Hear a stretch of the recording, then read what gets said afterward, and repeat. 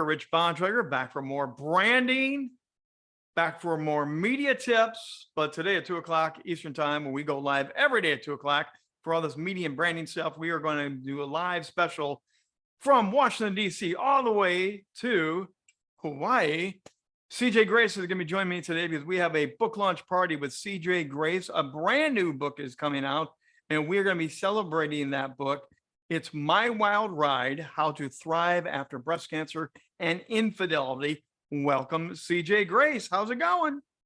It's going very well here in sunny Hawaii. So let me explain a little bit before we get into this, because people may not totally understand all of this. I'm going to just give our viewers here a moment to understand who CJ is a second here. You're an ex-BBC journalist. You're a Monty Python fan.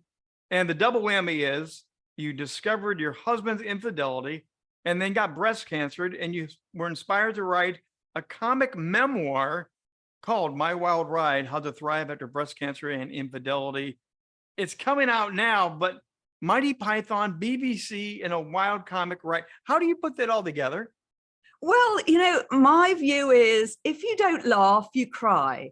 Life throws all kinds of curveballs at you, and you've got to see the absurdity in it. Otherwise, you just, it's what keeps you going. It's what keeps you young. And I was brought up on a diet of Monty Python. My parents let me stay up late to watch the original series when it came on in the 70s. By saying that, I'm actually telling you how ancient I am, but so be it. Now, the interesting thing is you are tongue-in-cheek, but very serious. By the way, this is the month of October. It's National Breast Cancer Awareness Month. We are intentionally putting this book launch right in the middle of it because breast cancer impacts so many people, doesn't it? Absolutely. And the thing about humor is you can actually talk more about dark subjects, and people find it more palatable if you do put humor in a subject like that. And one example I'd give is that I always found I got more news out of the Daily Show with Jon Stewart than I got from the regular news channels. Now, it's not just one dark subject. You blend two together, infidelity, and you say there is a correlation, sad but true, between breast cancer and infidelity. Break that down a little bit for the people watching here today, because they may not totally understand how serious and how powerful that double whammy can be. Yeah, it actually goes both ways, because there are studies out there that when women are seriously ill, going through stuff like cancer and breast cancer, the men are more likely to bail than when the men are sick. Women are more likely to stay. And there are studies. There's a major study by a guy called Glantz, who was at the Phoenix Institute, Barrow Institute in Phoenix, I think it was. But he did one study and then he did a follow-up, and the follow-up showed even more stark differences, like 12 times more likely to bail if the sick partner is female. The spouse that's not sick is 12 times more likely to bail than if it's a sick husband and the wife has to take care of him. I think there's a caregiving gene that's so embedded in us women that makes us stay and help look after sick partners, which may not be quite as evident in men. That's not to say every guy will bail, but that's sadly. And then if you've got a sick partner, obviously your your love life is definitely impacted, and you may well be impacted. Yeah. You play the field, because if you ain't getting fed at home, you're going to go for a takeout, sadly. That's one of the ways it works, but it does also work the other way around, because stress is a major cause of disease, and cancer in particular. And infidelity is a huge cause of stress, because you've got not only the potential breakup of your marriage, which is like a bereavement, it really is like a bereavement, but you also have the potential loss of your home. So moving out of your house is a huge cause of stress. And then the third thing is financial insecurity, because if you get divorced, half of what you had is definitely not the same as all of what you had, and that's if everything gets split up equally. So it's a major cause of illness. I know I am not the only person I know that got breast cancer after finding out about my husband's infidelity. As research for my books, I found a number of cases of that. So the other unique thing about this book is, besides the pain, the dark journey, you also go back and bring it uplifting of you overcame it, you kicked its butt, you're on the other side, you're smiling and laughing. You take us through the roller coaster and you're living on the good side. So tell us about that now.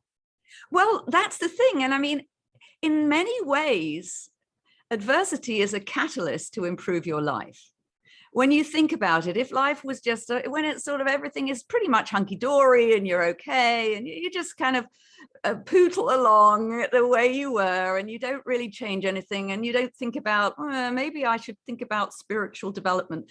One thing that happens when you have cancer is that for me, I became both more and less spiritual. I became much more of a hedonist, because if not now, when? You know, it wasn't like I was sort of dancing naked in the streets or anything like that. But it was more, you know, if not now, when? Do it. If now is the time, and look after yourself, because you've seen that your partner has not done that. But it's not only that, it does make you more spiritual in the way that you are closer to death, and you think, oh, what about the hereafter? so you know, better start getting my chips in there to have a better time after I die, or whatever you view you have, you know. But it certainly makes you more of a seeker. There's no doubt about it. The book is rich with so many different aspects of all that we're talking about right here. The book launch is coming up this Wednesday, October 12th. We're going to go live at 7 p.m. Eastern. It's on LinkedIn, it's on Facebook, and on many different platforms. You can find it very easily. So please register, come join us. We're going to have prizes, we're going to give giveaways, we're going to autograph book copies, we're going to have bonus material, and we're going to have a little game for those of you that either go to our website or read the book. This is kind of your Mighty Python warped humor.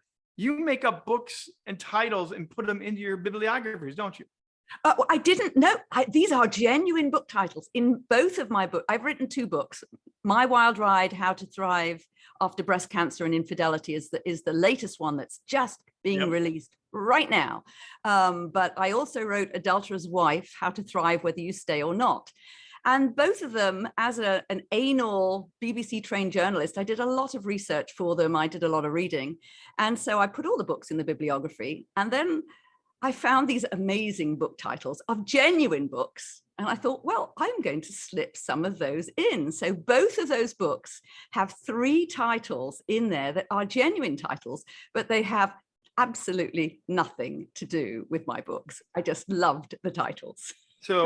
So the back of the book actually is important this time, everybody. You have to go to the back of the book and search through and see what you can find. There's a gamification even in this book. Right, because I'm going to have a contest online. If you find the 3 titles of whichever book it is you find the 3 titles of, then you would get for the first 20 people that find the spoof titles in My Wild Ride, will get a free Kindle version of the other book, Adulterer's Wife, How to Thrive Whether You Stay or Not. So, and then I will be having a competition the other way around for the other book. If they find the 3 spoof titles in that other book, they'll get a free copy of of My Wild Ride on Kindle. So the first 20. So that's what I'm going to do. I've created the web page for the My Wild Ride version. So I'm going to also add that for the other book too. So the book is literally coming out this week.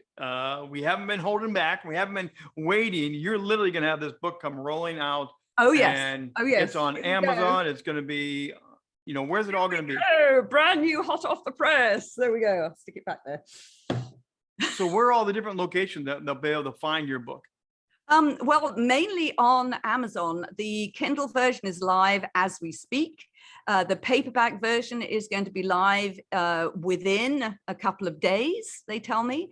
And the book as physical books are also available through my website, cjauthor.com. I have to say that with an American accent, otherwise people think I'm talking about. I want to hear that again. Come on. I want to hear you do it twice. Well, I can say cjauthor.com. That's the British version, or cjauthor.com. There you go. See, we're going to have some fun on Wednesday night, everybody. You want to come and join us? It's going to be a great book launch, getting prizes, giveaways. We're going to have a couple surprises as well. And we're going to dive into the book and learn more about CJ's personal story, but also the numbers, the stats, the impact of breast cancer and infidelity. It's a 2-for-1, a storybook adventure that actually has a happy ending or a good ending. How would you describe the ending? Is yours a written book that's at the ending that you have the joyful ending now, or is it a better book with a longer ending? It's a better book because it is. Does it have a happy ending? Well, I'm at the moment, I'm happy. I have no regrets, so I'm happy, but I do cover something. The very last chapter of the book is called Resting in Peace. And it's a serious chapter. It's got a lot of humor in it, but that's a serious subject, and a lot of what I talk about is pretty serious. Like, for example, the link between bras and breast cancer, which is stronger than that between smoking and lung cancer. And that's what I found from one of the many books I read as research. I also found out that implants are seriously bad for you. Breast implant illness is very, very real.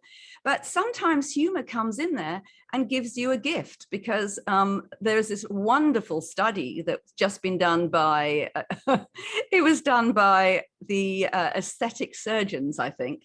And their conclusions in this wonderful biased study is that the women who complain about breast implant illness, well, they're most likely to be neurotic. There you go. It's such a bad study that it's good, and it gave me wonderful fodder for a blog. So even in dark subjects, you do find the light, you do find the humor. So there you go. Well, join us Wednesday night, October 12th. Again, we're going to go live from 7 to 8 o'clock Eastern time. The book will make you laugh. It will also make you stop and pause. It will take you on that emotional roller coaster, and it's going to be a wonderful time.